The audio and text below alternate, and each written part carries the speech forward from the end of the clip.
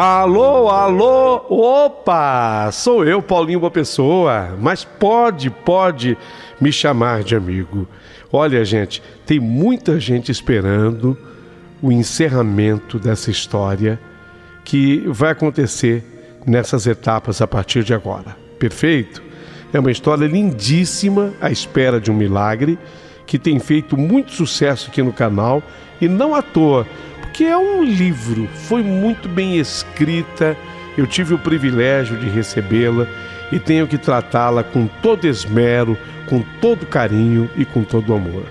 Então, para você que está na minha sintonia, como nós temos muito trabalho pela frente hoje, eu queria em primeiro lugar agradecer a quem tem se tornado membro. Por favor, seja você também membro do nosso canal, nos ajude a crescer, a família Boa Pessoa, será muito importante essa sua decisão. E quero também agradecer a você que tem se inscrito aqui no canal e curtido o canal, o que para nós já é muito importante. Então, para essas coisas todas, digo-lhe, prepare o seu coração para as coisas que eu vou contar, à espera de um milagre, história que vai emocionar, é linda e vai emocionar. Prepare que eu vou começar.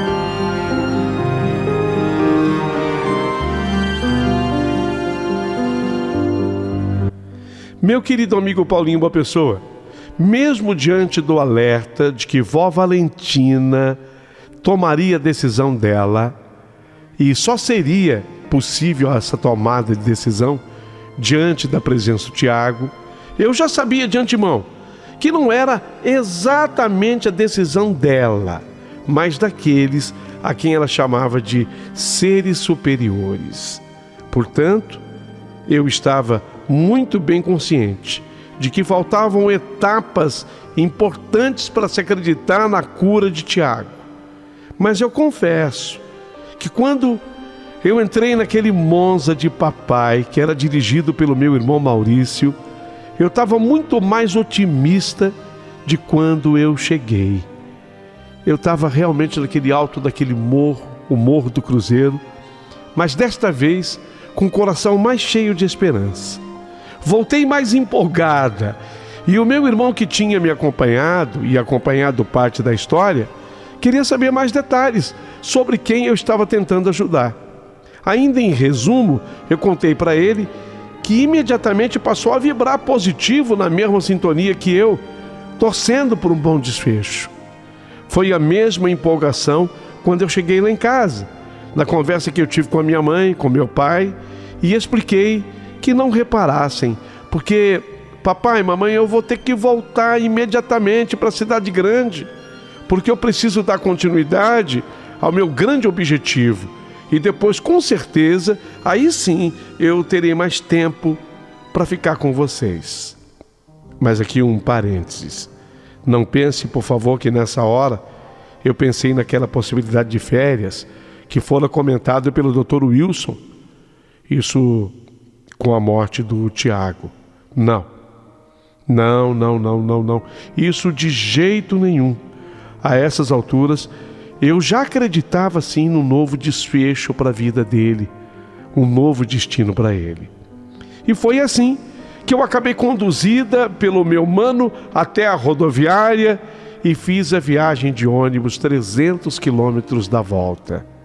Desta vez eu confesso que eu não consegui pensar em nada.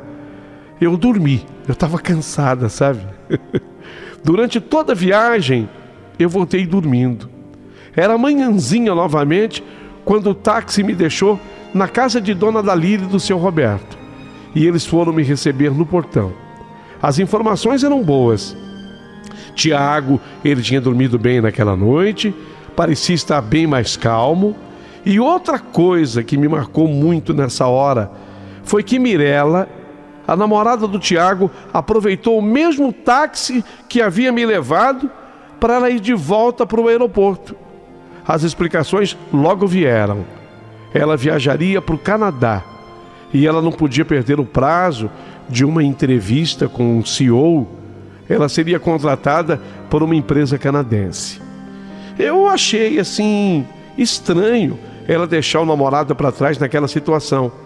Mas a verdade é que todo ser humano tem suas prioridades. Eu não quero atingir ninguém com essa minha colocação, mas era óbvio que o mais importante sempre vem primeiro na vida de todos nós. Eu acho que deu para você entender. Acabei de entrar, foi quando eu fui dar as boas novas para a Dona Dalila e para o seu Roberto.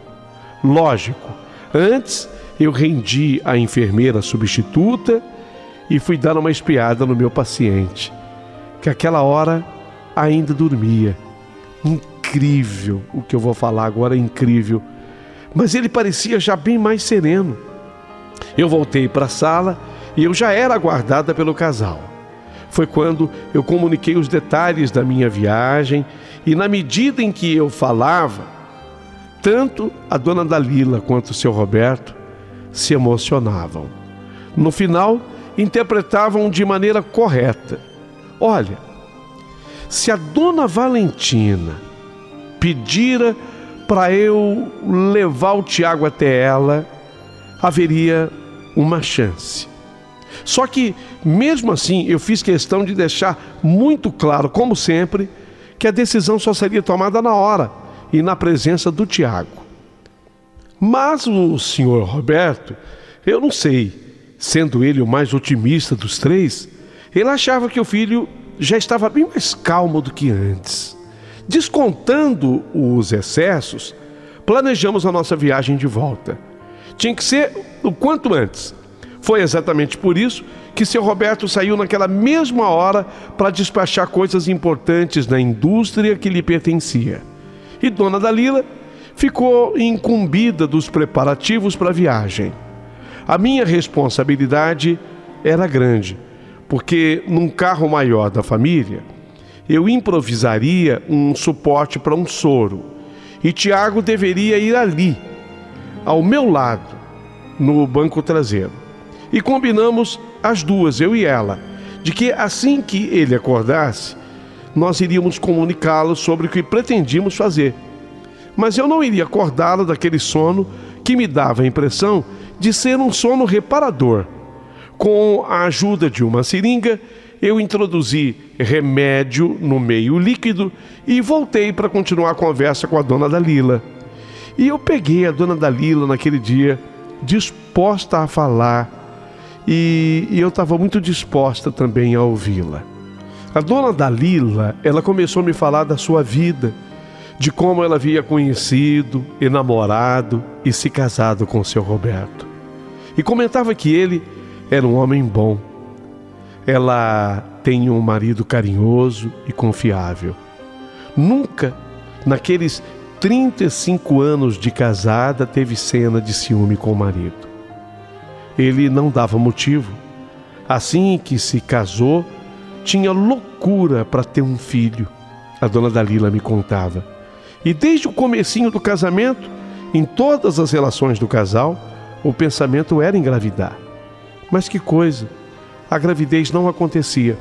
Isso frustrava demais a Dona Dalila, que começou a ficar preocupada de que, de repente, talvez não pudesse ser mãe. E houve um momento em que isso virou até um sofrimento para ela. Foi nessa hora que eu notei que Dona Dalila começou a chorar. Eu falei para ela que, se quisesse, ela poderia interromper a conversa, mas ela me disse que não, que precisava mesmo desabafar sobre aquilo. Então, eu me coloquei à disposição como ouvinte. E ela se abriu para me contar tudo, absolutamente tudo. Depois de um tempo sem conseguir engravidar, a dona Dalila começou a entender que talvez isso viesse da sua infância. Sua mãe, dona Lídia, era uma mulher muito boa e se casou com um senhor polonês de nome Bozena. Ele era um homem bem-sucedido, dono de uma grande ferragem. A casa em que moravam era uma casa imensa e rica.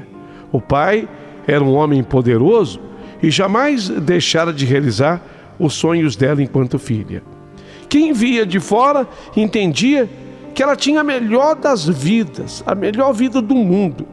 Mas isso era apenas à primeira vista, porque por dentro das paredes daquele mini palacete, tudo era muito diferente.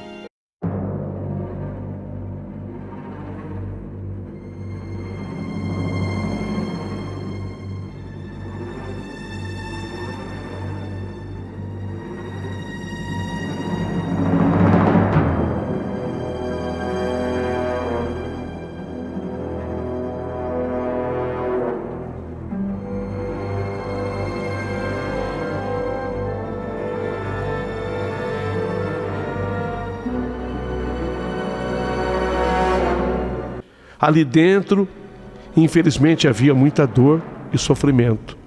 O sofrimento foi tão atroz que houve um momento que até quem estava de fora sabia e não tinha vergonha de dizer isso em voz alta.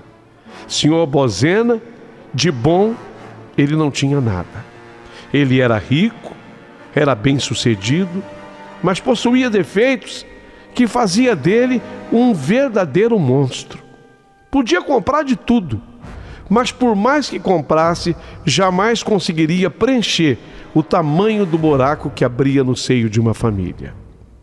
Foi quando, na conversa, a dona Dalila me falou: sabe, Celine, o papai se tornou um monstro às portas fechadas. Todos os dias, ele não perdia uma oportunidade de insultar a minha mãe, chamando-a de brasileira burra, e olhava para mim dizendo que eu ia para o mesmo caminho. Ele nos ridicularizava, dizia-se cansado de tanto nos ensinar e que nunca aprendíamos nada. Isso era devido ao nosso cérebro pequeno e que nós precisávamos ser ensinadas sempre. A mamãe não trabalhava, então ela tinha que cobrir os hematomas das surras apenas quando saía. Isso mesmo, meu pai dava grandes e violentas surras na minha mãe. Papai, para complicar, tinha uma coleção de armas e dizia que qualquer dia talvez fosse obrigado a usar todas para dar um fim em mamãe. Eu às vezes ficava acordada até de madrugada, ouvindo a minha mãe chorar enquanto ela era espancada pelo meu pai. No dia seguinte, na escola, eu não suportava a canseira e eu acabava dormindo. Eu não tinha um bom aproveitamento das aulas.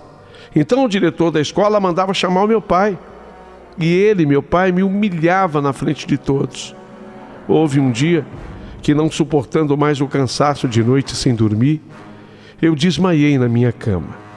E me lembrei de ouvir ao longe a minha mãe gritando com meu pai, perguntando: o que você estava fazendo com a menina?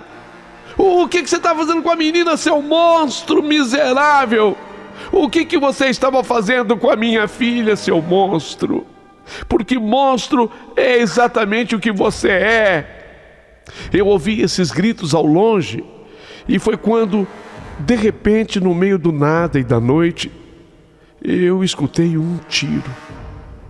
Nossa, dona Dalila, um tiro? Sim, escutei um tiro. E em seguida, Celine, em seguida eu escutei choros da minha mãe. Ela tinha atirado contra o meu pai, mas ele se virou para se defender do tiro e a mamãe o acertou nas nádegas. Ela mesma socorreu meu pai e naquela noite tudo acabou ficando abafado. Papai ficou com um defeito. Ele ficou puxando a perna direita desde aquele dia. Foi quando eu conheci o Roberto, sabe? Isso logo depois, no 2º ano de colegial. Eu e ele nos apegamos demais. Entre nós dois, uma grande paixão eclodiu, até o dia em que nós fizemos amor pela primeira vez. E foi nesse dia que o Roberto me pediu que eu lhe contasse toda a verdade, o que já havia acontecido na minha vida. E eu dizia para ele: nada, Roberto. Não, na minha vida não aconteceu nada. Nada por quê? Nada tinha me acontecido. Mas ele me disse que eu não era mais virgem. Juro por tudo que há de mais sagrado que eu mesma não sabia disso. Mas a dedução foi lógica. Naquela noite, a minha mãe pegou meu pai abusando sexualmente de mim. Só pode ter sido isso. O mais impressionante foi que eu nada vi. Talvez ele tivesse usado algum sonífero para isso, porque de vez em quando o meu quarto ganhava um cheiro de hospital, e que mais tarde eu descobri que era um cheiro de éter. Isso tudo é muito confuso para minha cabeça e nunca ficou assim claro para mim. Mas o que eu tanto temia não aconteceu, felizmente. Achei que o Roberto fosse me deixar. Não foi o que ele fez. Ao contrário, isso tudo fez com que nós nos uníssemos ainda mais e tivéssemos pensamentos, agora sim, voltados para o casamento. E embora Roberto nada soubesse do ocorrido em minha casa na noite do tiro, era preciso dar tempo ao tempo. Cerca de 1 ano e meio depois disso, meu pai sofreu um infarto fulminante e veio a falecer. Ficou apenas eu e ficou a minha mãe. 3 anos após a morte de meu pai, a minha mãe ficou também muito doente. Um câncer em fase final fez com que ela me chamasse para aquela conversa, onde pela primeira vez ela teve a coragem de dizer a mim que naquela noite do tiro e realmente surpreenderam meu pai abusando de mim no meu quarto. A essas alturas, sabe, Celine, eu já não podia condenar mais ninguém. Apenas apertei a mão dela numa despedida. A essas alturas, eu estava casada havia já 1 ano com o Roberto. Eu não conseguia engravidar por mais que tentássemos. Meu marido também era um homem bem-sucedido e havia herdado do pai uma indústria de fundição. Como é trabalhador inteligente, tocou o negócio avante e o fez crescer. Então, do ponto de vista financeiro, eu sempre fui uma privilegiada. Nesse aspecto, tudo corria bem, mas me doía tanto não poder engravidar. E eu cada vez mais acreditando que fosse devido a tudo que me acontecera na infância. As monstruosidades de meu pai ainda me assombravam. E embora eu não tivesse visto o abuso acontecer, saber que de fato ele havia existido me deixava ainda mais traumatizada. Até que eu e Roberto chegamos a 7 anos de casamento e sem o nosso filho. Foi quando fizemos aquela viagem à Europa e passamos por Portugal. E lá visitamos o Santuário de Fátima.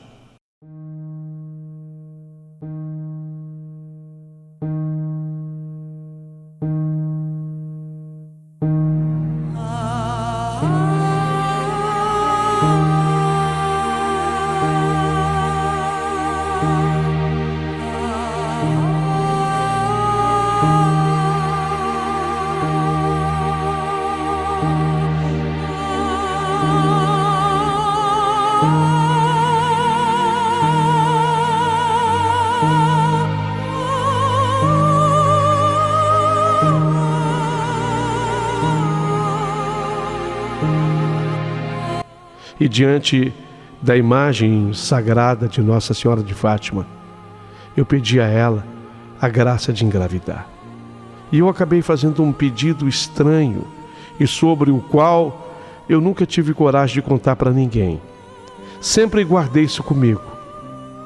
Mas com você, Celine, com você eu sinto toda a segurança para confessar.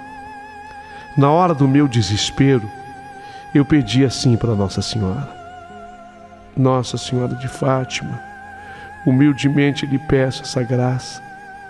Quero viver nessa terra a emoção e a alegria de ser mãe, ainda que não seja para ficar com meu filho para sempre. Nossa Senhora de Fátima, ainda que não seja para isso, mas eu quero sentir em meu ventre e depois em meus braços e em minha vida. E ela voltou a falar comigo. Sabe, Celine, ela me deu, Nossa Senhora de Fátima me deu tudo isso. Pude viver a alegria de ser mãe. Após longos anos de espera ansiosa, o pequeno Tiago nasceu. Um grande amor entrou em minha vida. Meu filho se tornou o sentido da minha vida e de uma vez para sempre. Eu estava até com um pouco de medo de que meu marido pensasse que eu nunca o havia amado, porque eu passei a me dedicar tanto a meu filho, olhando para o Tiago com um modo que eu olhava assim para uma espécie de um Deus. Eu virei uma mãe atenciosa demais, talvez protetora demais, dedicada ao extremo. Mas o meu marido, ele não se incomodava nem um pouco com essas bobagens e não vivia a fazer comparações. Tiago cresceu rapidamente, causando poucos problemas, mesmo na sua adolescência. Ele sempre teve uma boa índole, sempre foi um menino do bem e muito bom. Não precisou ser forçado ou mesmo persuadido a fazer o que era certo. Fez um bom colégio e, após atingir a idade de 18 anos, ele começou a trabalhar na indústria do pai e fez questão de começar por baixo, sabe? Ele queria realmente conhecer sobre o trabalho da indústria. Depois ele entrou por uma boa faculdade, fez o curso de engenharia de produção industrial. Ele gostava da faculdade. Depois de se formar, ele começou a construir uma carreira com muito entusiasmo. Seguiu trabalhando na indústria do pai e no último ano de faculdade foi que ele conheceu a Mirella, a moça que você conheceu e ela acabou agora de partir para a viagem. De início, foi ela quem se interessou pelo Tiago e parecia existir entre eles muito amor. O pai dela é francês e sempre teve negócios no Canadá. E eu sentia que o objetivo de Mirella era se mudar um dia para o Canadá e, de certa forma, ela vinha preparando o Tiago para isso. E eu vou ser sincero com você. Eu não queria que isso acontecesse. Não suportava a ideia de viver longe do meu menino, do meu único filho. Então, não que eu interferisse, mas bem lá no fundo, eu torcia por um outro desfecho. Ou que meu filho a convencesse a ficar por aqui. Foi quando eu notei que o Tiago estava dando a Mirella os seus primeiros sinais sérios de um casamento. E ela, a Mirella, parecia ter vencido com a sua ideia de mudança para o Canadá. Meu filho já me falava que o Canadá era um país maravilhoso para morar, com a violência praticamente igual a zero. E ele adoraria viver num lugar assim. Sabe, Celine, eu fiquei mais uma vez triste e de novo eu fiz uma oração atrapalhada, Celine. Eu tenho medo de não ter sido entendida no espiritual. Eu pedi na minha oração que alguma coisa acontecesse para impedir o meu filho de ir para o Canadá. Foi puro egoísmo meu. E foi aí que aconteceu o acidente com a moto. E o resto da história você já conhece. Então, Celine, por tudo isso, eu tenho medo que tenha mesmo se esgotado o prazo de eu ficar com o meu menino, com meu filho. E também nisso sinto-me culpada devido às minhas orações, tanto com Nossa Senhora de Fátima, quanto o pedido para que não desse certo a ida dele para o Canadá. A forma como eu fizera os pedidos. Agora, sabedora disso, Celine, você acha que ainda assim? Você acha que ainda assim pode acontecer um milagre com meu filho? Ô, dona Dalila, milagre acontece, mas como disse a doutora Olaércia, lá do hospital, é raro. Nenhum ser vivente sabe sobre as regras do milagre, se é que existem regras. Nem mesmo Dona Valentina explica. Ela apenas é avisada pelo espiritual se há o que ser feito ou se tudo já está decidido. Mas uma coisa eu posso afirmar para a senhora. Apesar de leiga nesse assunto, isso tudo que está acontecendo com o seu filho agora, na minha opinião, nada tem a ver com a senhora e as suas orações. Nossa Senhora e a sua oração são para o bem, para a luz e para o amor. E o que nesse momento está acontecendo com o Tiago é coisa ruim, é do mal mesmo. E nossa tentativa é válida, sabe? Muito válida. A conclusão da conversa foi aquela: Deus sabe de todas as coisas. Vamos preparar a viagem. E foi exatamente o que partimos a fazer daquele momento para frente. Entrei no quarto do meu paciente, que havia acabado de despertar. Ainda entrei em tempo de lhe oferecer um bom dia. Em seguida a mim, entrou a sua mãe, a dona Dalila, que com um sorriso cumprimentou o filho e disse que Leia, a empregada, já havia feito o seu suco preferido. Ela acabou de falar e a moça entrou com um suco que Tiago tomou com goles longos. Era incrível, mas ele tinha mudado o seu estado de ânimo já. Fiquei feliz com o que vi. Foi quando Dona Dalila começou a lhe falar: filho, eu e a Celine precisamos ter uma conversa muito séria com você. É que a Celine, além de enfermeira maravilhosa que é, ela tem conhecimento de uma senhora que mora no alto de um morro chamado Morro do Cruzeiro, na cidade dela. Peraí, mãe, interferiu ele.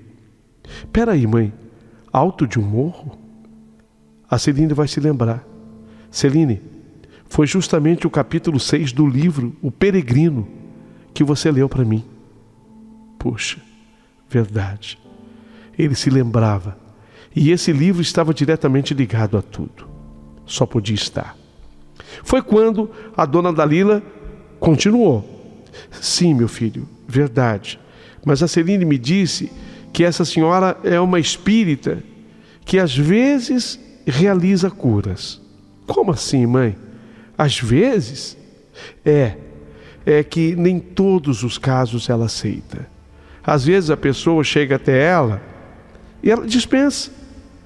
Dispensa inclusive a pessoa da porta da casa e diz que naquele caso ela não pode atuar. Ah, entendi. Mas a Celine se ofereceu para nos ajudar, filho. Essa senhora, Dona Valentina, que ela por respeito chama de vó, ela pratica a medicina alternativa. A vida inteira foi assim. Em poucas palavras, ela é uma curandeira, filho, e representa uma esperança no seu caso. Eu e o seu pai estamos dispostos a te levar até lá. Mas não podemos decidir isso sem você.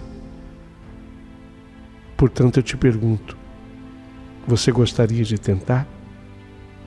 Por favor, filho, vamos tentar?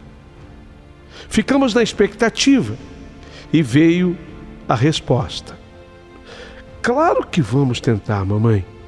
Claro que vamos tentar. Não temos nada a perder. Foi nessa hora que eu e Dona Dalila abrimos um sorriso. Era uma felicidade a aceitação do Tiago. E depois ele confirmou com convicção, temendo que sua mãe mudasse de ideia e ele tivesse que persuadi-la. O preparamos da necessidade de fazermos a viagem imediatamente. Havia uma certa pressa para tudo, porém o mais importante é que ele estava de acordo. Fiz a arrumação necessária no carro grande, o carro grande da família, mas era notório que Tiago estava bem melhor do que nos dias anteriores. Ainda o conduzi até a porta do carro em cadeira de rodas, mas nos últimos metros, sentindo que não havia mais a necessidade, Ele acabou se levantando da cadeira de rodas e acabou chegando no carro a pé, andando. A essas alturas, seu Roberto já tinha voltado. A dona Dalila se sentou no banco do carona e seu Roberto ao volante. Acelerou e nós partimos rumo à minha terra, enquanto no banco de trás eu fui cuidando do meu paciente. Se o ônibus demorava 5 horas, em 3 horas e meia fizemos o percurso. Mas a minha cidade era pequena e havia apenas um hotel, chamado Hotel Amadeus. Então eu sugeri a eles que não reparassem a pobreza, mas que tocassem para a casa dos meus pais. Casa simples, mas que saberia acolhê-los com todo o amor e com todo o carinho do mundo. E dito e feito. Mamãe, quando nos viu, não sabia o que fazer para nos receber da melhor maneira possível, mas estava, coitada, visivelmente envergonhada, consciente de que a nossa casa era muito simples e modesta para visitantes tão ilustres. Mas o seu Roberto e a dona Dalila foram dizendo que ela não se preocupasse, que eles estavam se sentindo em casa.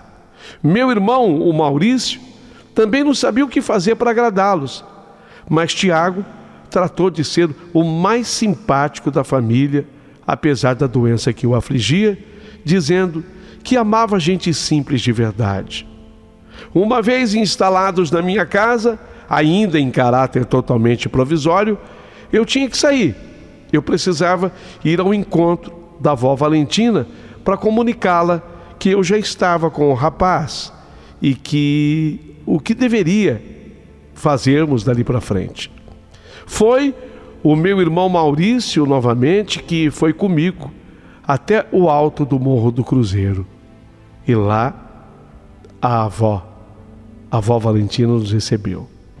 Falei para ela sobre o meu paciente, e que seria paciente dela também, e ela me disse que antes de recebê-lo, precisávamos ir atrás de determinadas coisas. Devido ao adiantado da sua idade, eu e meu irmão a ajudamos na coleta das ervas.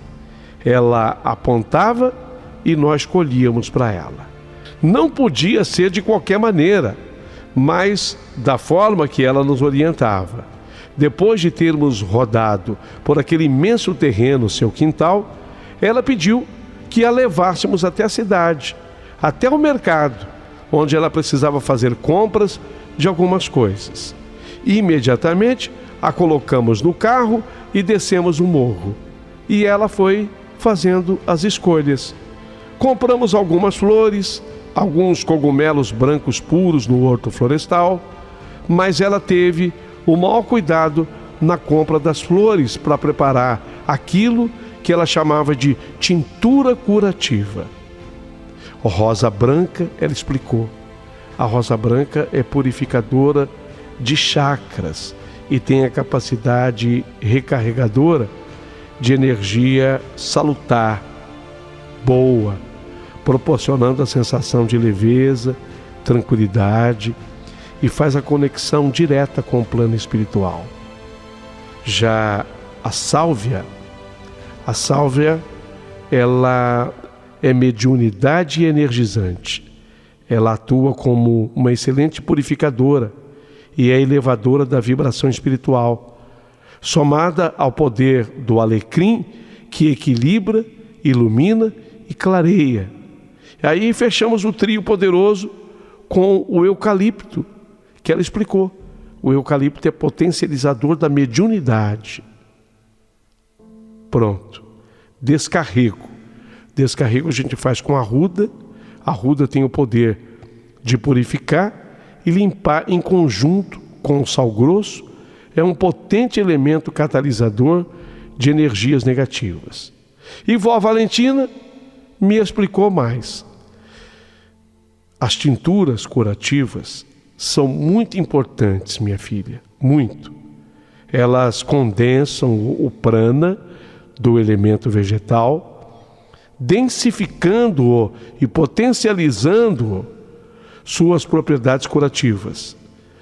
Propriedades que também são equilibradoras e catalisadoras da energia negativa. Pronto. Compramos tudo, vó.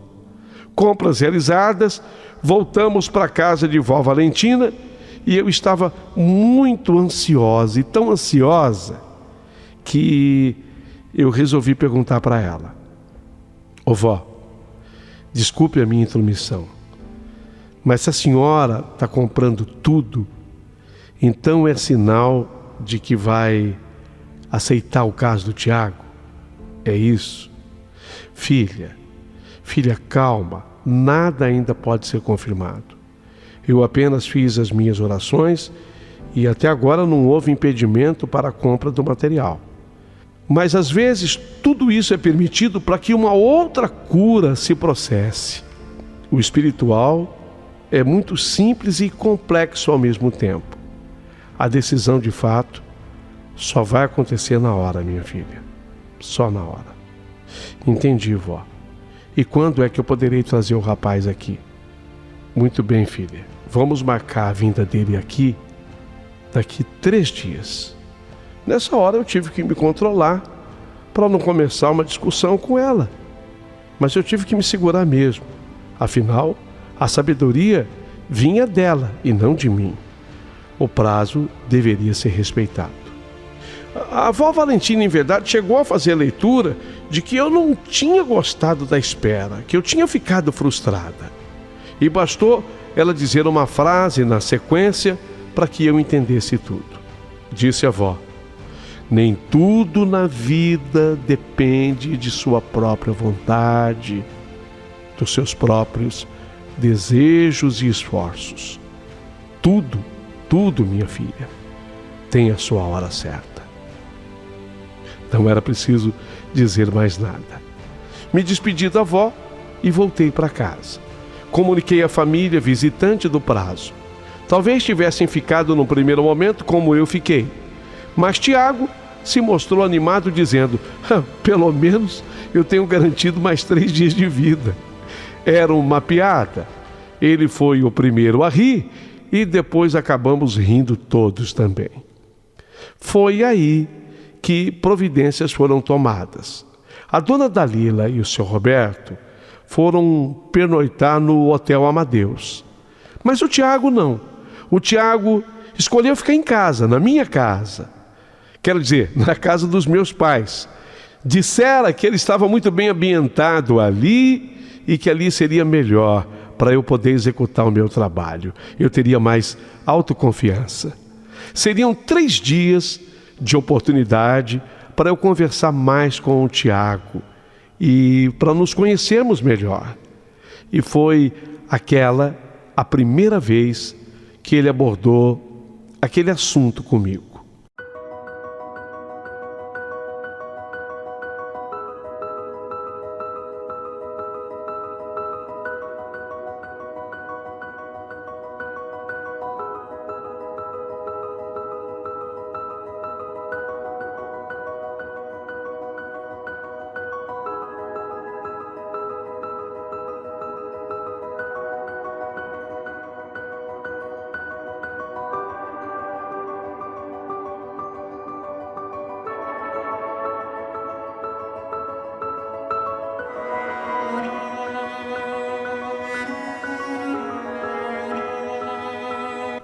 Foi no dia seguinte.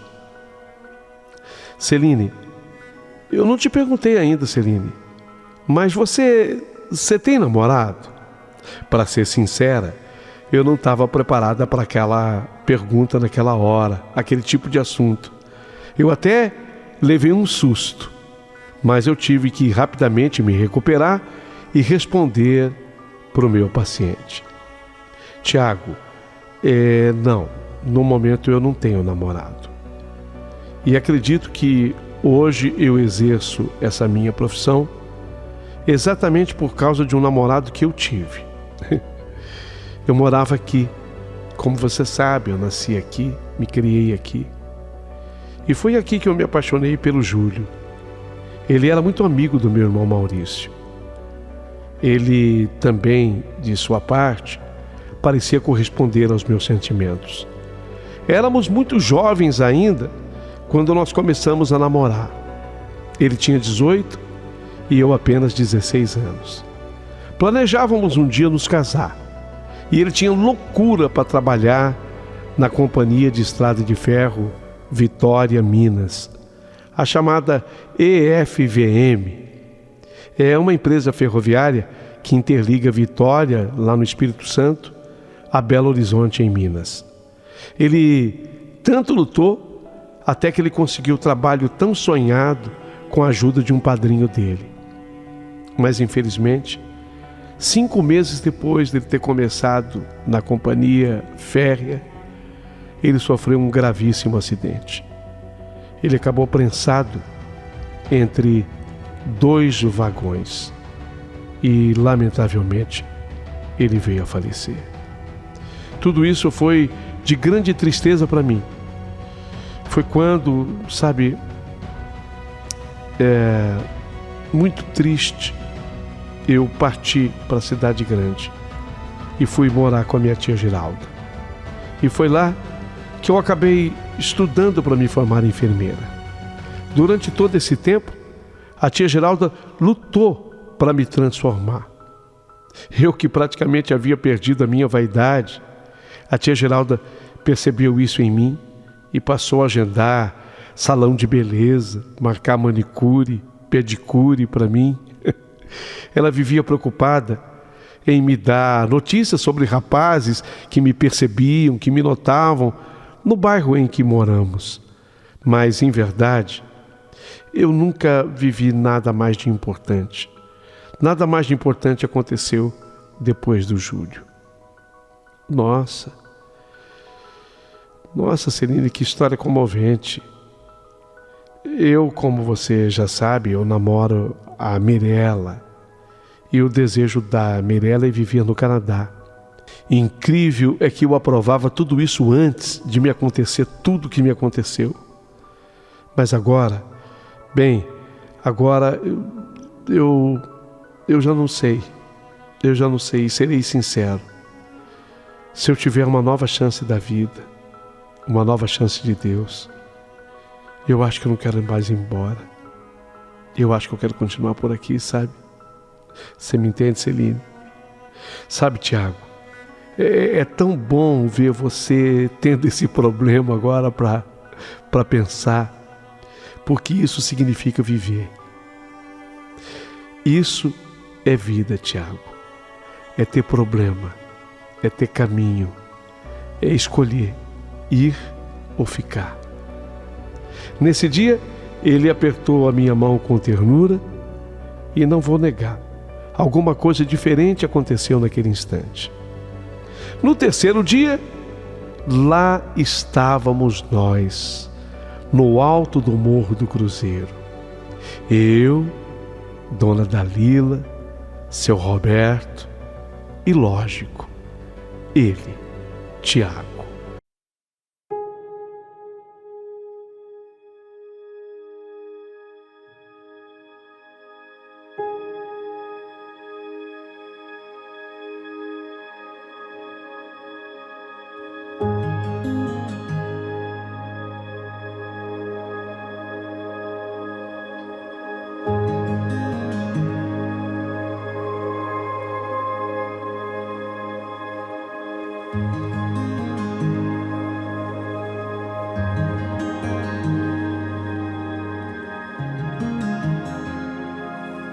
O principal interessado em tudo. No alto do morro, ele se comove, ele se emociona. Quando ele viu a cruz, o sepulcro do Frei Clemente, ele se lembrou na hora do 6º capítulo do livro Peregrino. O trecho que eu tinha lido para ele. Ele teve a mesma sensação que eu tive naquela minha volta ali para o morro. Ele se lembrou naquele instante do trecho que eu li para ele na página 42. E ele comentou comigo: Celine, eu estou emocionado. É exatamente a cena descrita no capítulo do livro, o capítulo 6. Será, Celine, que é aqui que eu vou deixar cair das minhas costas o meu pesado fardo? Será, Celine, que é aqui que isto vai acontecer? Nessa hora, eu olhei para ele e foi muito difícil segurar as lágrimas. Foi quando eu gritei o nome dela. Dona Valentina! Dona Valentina! Vó! Ô, Dona Valentina! Nesse dia, a avó aponta e vem caminhando em silêncio, fazendo aumentar e em muito a nossa expectativa. Se fosse o caso de Tiago, um caso sem solução, com certeza, como em todos os casos, seríamos dispensados dali mesmo, da porta. Senti que meu coração disparou quando eu vejo a proximidade da vó Valentina, que vem caminhando em silêncio. Era chegada a hora da vó Valentina falar, e até que finalmente ela falou. Entrem, por favor. Entrem, disse ela, enquanto deixava os convidados passarem pelo portão de madeira que dava para o jardim e os conduzia pelo caminho até a casa. Essa caminhada foi muito feliz, porque eu sabia que o caso do Tiago havia sido aceito por ela. Em verdade, não era bem aceito por ela, mas aceito pelo espiritual. Todos fomos conduzidos até a sala de estar, e dali havia o passo mais importante a ser dado: entrar na sala, que era um verdadeiro oráculo, um santuário de vó Valentina. Ali ficamos esperando as suas ordens. Ela primeira entrou lá na sala, no oráculo, sozinha, no santuário, e ficou por lá longos 5 minutos. Depois desse tempo, ela retornou. Eles ainda temiam alguma negativa da avó. Eu já não sentia sinceramente esse medo, porque eu conhecia bem o seu modo operandi. Se fosse uma dispensa, teria já acontecido lá fora. Foi quando a avó Valentina, ela convidou o Tiago para entrar no quarto com ela. E que eu, Dona Dalila e seu Roberto poderíamos também acompanhar. Era impressionante. Mas o que aconteceu nessa hora foi muito claro. Quando nós entramos naquela sala oráculo, aquela sala santuário, a atmosfera opressiva de doença foi gradualmente levada para os cantos escuros da sala. Tiago teve a reação de uma sudorese. Ele começou a suar em bicas. Estava devidamente sentado. A avó Valentina limpava o seu suor usando um pano vermelho que se assemelhava a um lenço. E para que vocês tenham uma ideia, ela torcia esse lenço, de tanto suor que saía dele, ela chegava a torcer o lenço e dava para ver que o líquido que escorria do lenço parecia também sair colorido de vermelho. O que era? Eu não sei. Eu não sabia. Ninguém sabia. Ela, a avó, pedia apenas que mantivéssemos o pensamento focado em coisas boas, que imaginássemos, era o pedido dela, que imaginássemos uma fruta podre sendo reparada diante dos nossos olhos. Ela orientava para que fechássemos os olhos e víssemos a fruta sendo tratada, aquela parte podre sendo substituída lentamente por uma parte totalmente verde e sadia. E era assim que nós imaginávamos. A avó, magra e sorridente, com um brilho intenso nos olhos, parecia satisfeita com tudo o que acontecia. E nós éramos total expectativa de tudo. Ela seguiu fazendo as suas orações e enxugando o suor do Tiago com o seu lenço. Depois ela parou e falou, disse com calma e confiança: Sim, Tiago, vamos tratá-lo. Sim, Tiago, nós vamos curá-lo.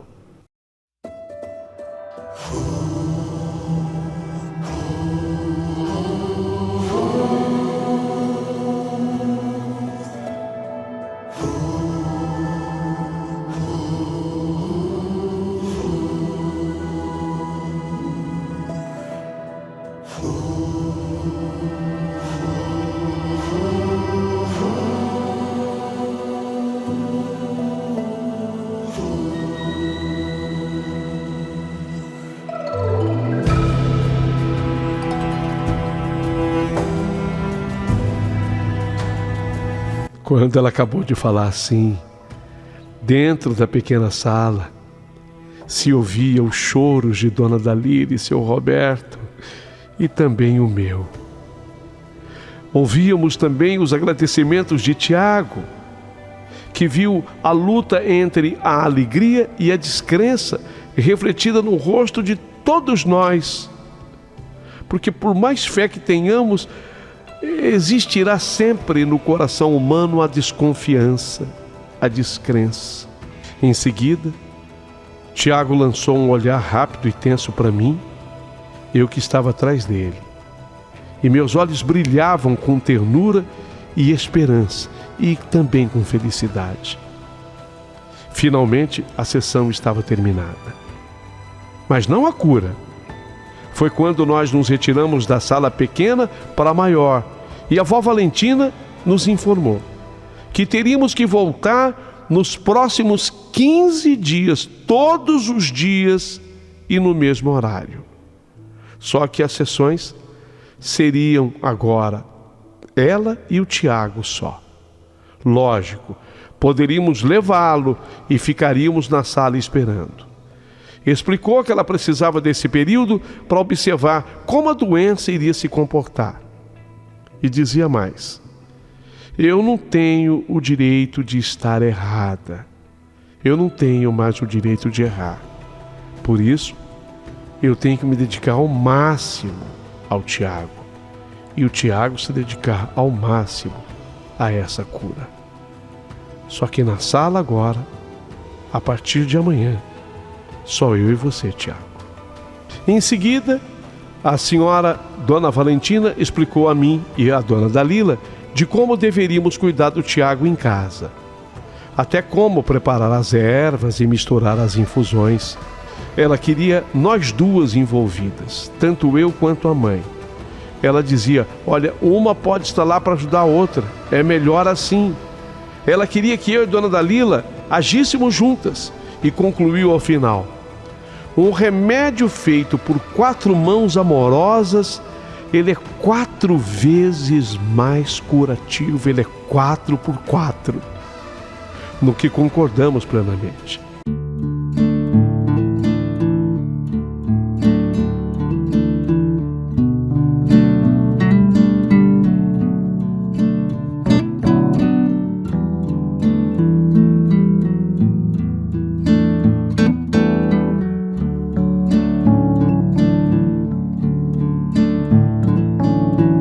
Olha, diante do período longo de permanência do Tiago na minha cidade, o seu Roberto, ele teria que voltar à cidade grande. Ele tinha compromissos para cuidar, compromissos da empresa, e ainda por uma cautela, ele traria depois mais anestésicos numa boa quantidade. A Dona Dalila questionou se os 15 dias seriam passados no hotel ou na minha casa. E Tiago se incumbiu de dar a resposta. Ele queria continuar na minha casa. Nem era necessário, mas o seu Roberto, antes de ir embora, fez uma bela compra num supermercado e deixou em casa. Com certeza, eram mantimentos mais do que suficientes para aqueles 15 dias ou mais. Havia o conforto de quem recebe com carinho na minha casa, apesar de toda a simplicidade. E foram 15 dias de muita proximidade entre mim e o Tiago. Foi um período de profundo conhecimento entre mim e ele. E uma coisa impressionante: as dores de cabeça de Tiago tinham diminuído muito. Houve um momento que, orientada pela vó Valentina, Eu deixei de colocar até anestésico no soro. Era um grande teste. A dona Dalila, ela me olhou assim com desconfiança, como se eu fosse uma estudante também de magia, quando eu disse que não usaria mais o anestésico. E nesse dia, ela ficou preocupada, perguntando: e se ele sentir dor? Quer dizer, se o Tiago sentir dor? E para nossa felicidade, ele não sentiu nenhuma dor, nenhuma. Mais do que isso, Tiago dizia-se mais leve, mais disposto, e isso animava todo mundo, mas muito mais animava a dona Dalila. Depois de 15 dias, Tiago era outra pessoa.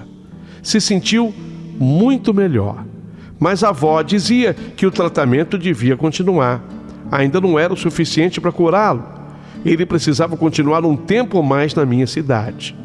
Nesse momento, também a dona Dalila voltou com seu Roberto, o marido, para casa, também devido aos compromissos dela.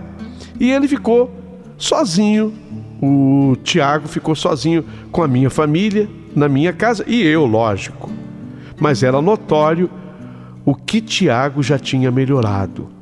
De acordo com as previsões da avó, isso podia levar ainda 1 mês, mais 2 meses, ou 3, quem sabe. Cada pessoa leva um tempo diferente. O remédio de que Tiago precisava funcionaria melhor sendo preparado no alto do Morro do Cruzeiro. Na medida em que o tempo passava, mais e mais, Tiago levava uma vida muito mais próxima do normal. As dores já não existiam mais. Mas a avó ainda não autorizava o fim do tratamento e nem autorizava que exames fossem realizados. Ela simplesmente dizia que o que mais interessava era a vida do Tiago. E isso, vida, ele estava tendo, e sem dores. Foi assim até aquele mês de julho. E ele continuou obediente e tomando as poções que ela considerava poções necessárias. Tiago foi autorizado a fazer caminhadas, o que fazíamos juntos, sem contar que Dr. Wilson, ele fez contato comigo sobre a minha volta para o hospital. Mas eu disse que eu ainda não podia voltar para o hospital, porque eu ainda cuidava do paciente Tiago. Ele não acreditou ao saber que o Tiago ainda estava vivo. Não é possível. Quis saber que tratamento ele estava fazendo. E eu disse que eu mantinha o mesmo tratamento do hospital. Eu estava orientada pela avó a nada comentar, a nada falar para ninguém. Isso era parte da combinação entre nós. Ele, mais uma vez, se admirou, o Dr. Wilson, e perguntou: e dores? Como ele está se virando com as dores? E eu disse que tudo estava sob controle. Me questionou sobre novos exames vocês fizeram? E eu disse que as coisas estavam sob controle. Ele percebeu que eu não queria entrar em detalhes. Por sua vez, Tiago sentiu-se como se estivesse renascido e renascendo. Ele até se ofereceu para ajudar a avó Valentina a consertar as cercas. Ainda não havia uma prova científica, mas era notório de que Tiago tinha se curado. Ou não era possível que ele se sentisse assim tão bem. Foi um dia, lá no alto do Morro do Cruzeiro, consertando um parreiral de uva, que aconteceu.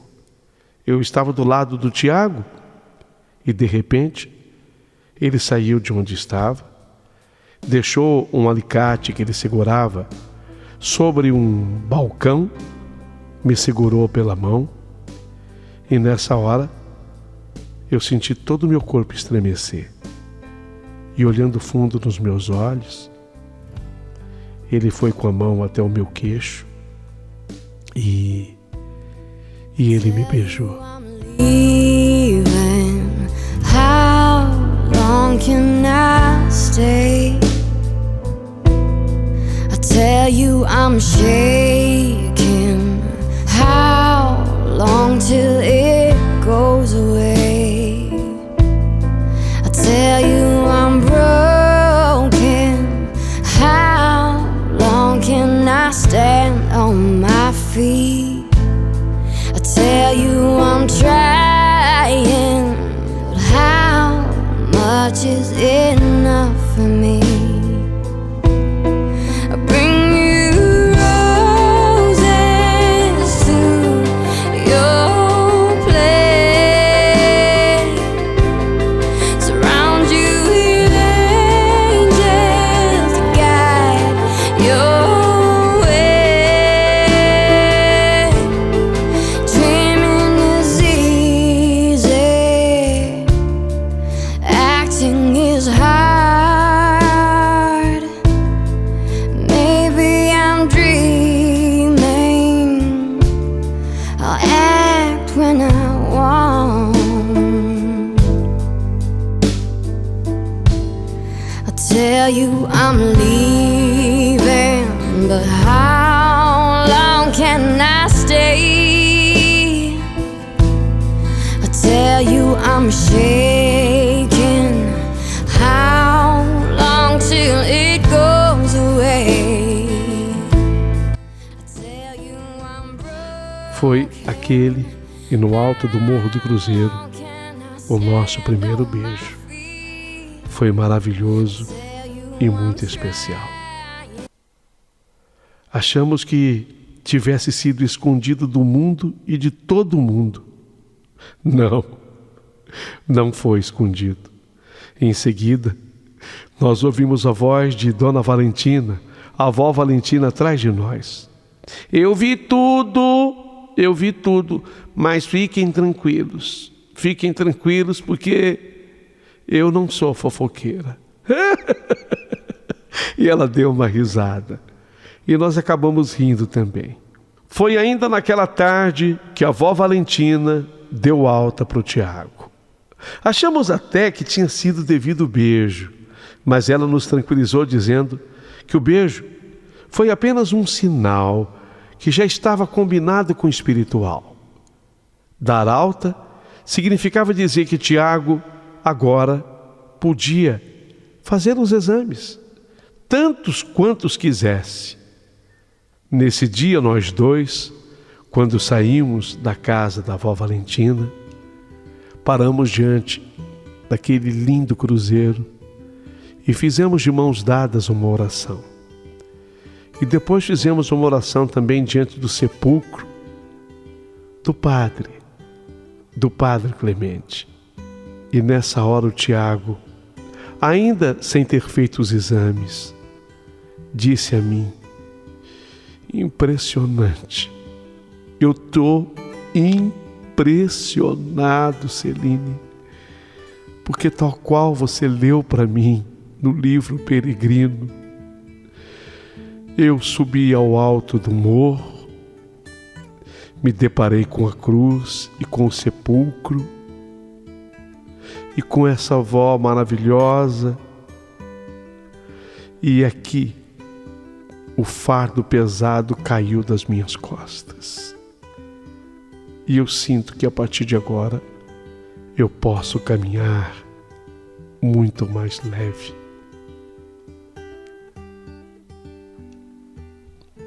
Mas não pense você que a história termina assim. Há muita coisa que você ainda precisa saber. O resultado dos exames, Mirella e eu. Afinal de contas, qual será o desfecho dessa história?